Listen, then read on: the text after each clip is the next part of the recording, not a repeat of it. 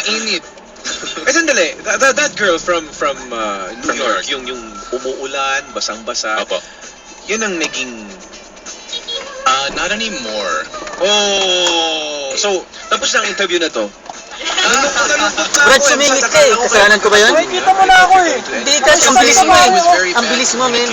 Eto, naka-record ka oh. Parang wala ka namang ano eh. Brad, naka-record ka. Naka-record ka, kahit naka-record ka, kung may disiplina ka. Ano naging kayo? Hindi.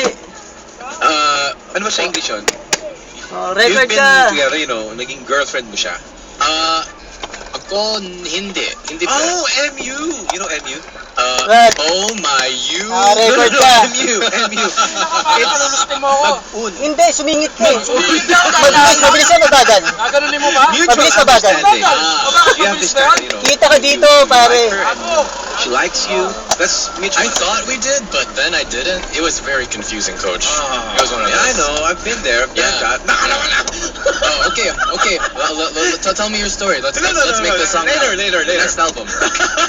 Pero yun ang naging inspiration mo to create such an album.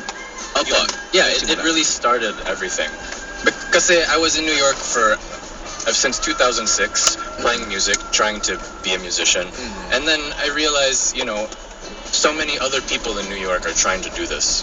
How can I make myself different? What can I do differently?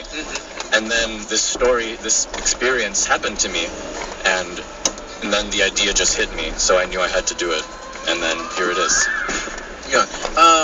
You've been performing in front of Pinoys, not yet. Yes. So how is it like performing a Pinoy audience compared to American audience? Ang galing, Coach.